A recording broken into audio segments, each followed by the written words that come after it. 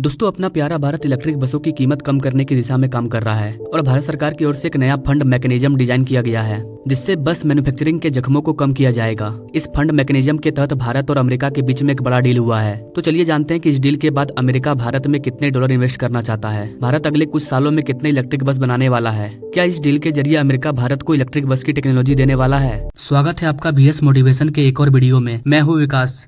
दरअसल दोस्तों, जैसा कि आपको पता होगा, अभी हाल ही में COP28 का आयोजन किया गया था जिसमें भारत के प्रधानमंत्री नरेंद्र मोदी शामिल हुए थे। इस मीटिंग में अलग अलग देशों के बीच में कई प्रोजेक्ट को लेकर के बातचीत हुई थी। इसी बीच भारत और अमेरिका ने भी कुछ प्रोजेक्ट को फाइनल किया जिसमें इलेक्ट्रिक बस मैन्युफैक्चरिंग डील भी शामिल है, जैसा कि आप इस आर्टिकल में देख सकते हैं। भारत सरकार का टारगेट है कि 2027 तक 50,000 इलेक्ट्रिक बस को बनाना है। इस टारगेट के अकॉर्डिंग सरकार 2027 तक 50,000 इलेक्ट्रिक बस भारत की सड़कों पर दिखाना चाहती है, जो कि पूरी तरह से ऑपरेशनल हो। इस प्रोजेक्ट के लिए भारत और अमेरिका के बीच में $390 मिलियन का डील हुआ है, जिसमें से यूएस गवर्नमेंट $150 मिलियन और इंडियन गवर्नमेंट $240 मिलियन इन्वेस्ट करेगी। आपको बता दें गाइस कि भारत में अभी कुल 12,000 इलेक्ट्रिक बस ऑपरेशनल है और गाइस 50,000 इलेक्ट्रिक बस बनाने का जो टारगेट है वो भारत सरकार बिना अमेरिका से डील किए भी पूरा कर सकती थी, क्योंकि आज के टाइम में JBM जैसी कई बड़ी कंपनी भारत में इलेक्ट्रिक बस बनाती है जिनकी डिमांड दुनिया भर में है। तो ऐसे में सरकार अमेरिका से डील क्यों कर रही है, ये एक बड़ा सवाल है। दरअसल दोस्तों, इस डील से भारत रिस्क मैनेजमेंट पर काम करना चाहता है और यूएस के सपोर्ट से भारत के इलेक्ट्रिक बसों में सिक्योरिटी और सेफ्टी को बढ़ाया जाएगा। अभी भारत में इलेक्ट्रिक बस को लेकर के कई तरह की प्रॉब्लम चल रही है। हमारे पास लेटेस्ट जनरेशन की बैटरी नहीं है, लेटेस्ट जनरेशन की बैटरी बनाने की टेक्नोलॉजी और मटेरियल हमारे पास नहीं है, जिसकी वजह से कुछ इलेक्ट्रिक व्हीकल में अचानक से आग लग जाता है। और सेफ्टी रूल के अकॉर्डिंग ये एक बड़ा हादसा है, क्योंकि जिस भी इलेक्ट्रिक व्हीकल में आग लगेगी उससे लोगों की जान की खतरा है। और इसी जोखिम को कम करने के लिए COP28 समिट के दौरान भारत और अमेरिका के बीच में यह डील साइन हुआ। इसके अलावा एक और खबर सामने आई है कि भारत सरकार ने भारत में चलने वाले AC केबिन को अनिवार्य कर दिया है। इसे लेकर सड़क परिवहन और राजमार्ग मंत्रालय की ओर से नोटिफिकेशन भी जारी किया गया है, जिसके अकॉर्डिंग 1 अक्टूबर 2025 या उसके बाद बनने वाले N2 और N3 कैटेगरी के व्हीकल के केबिन में एयर कंडीशन सिस्टम कंपलसरी होगा।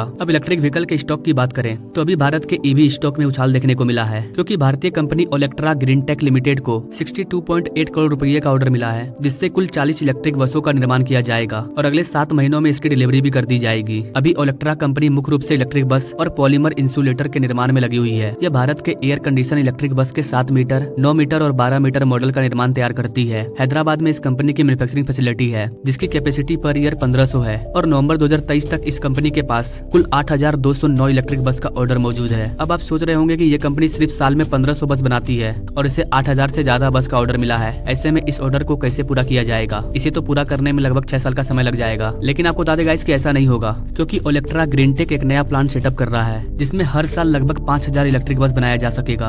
अभी हैदराबाद में 150 एकड़ की भूमि का अधिग्रहण कर लिया गया है और जल्दी काम शुरू होने वाला है। आपको बता दें कि ओलेक्ट्रा कंपनी को मुंबई से 62 करोड़ रुपए का ऑर्डर मिला है और इससे इसका शेयर 2% तक बढ़ गया है। तो दोस्तों, ये थी भारत और अमेरिका के बीच में हुई फंड मैकेनिज्म डील की पूरी जानकारी।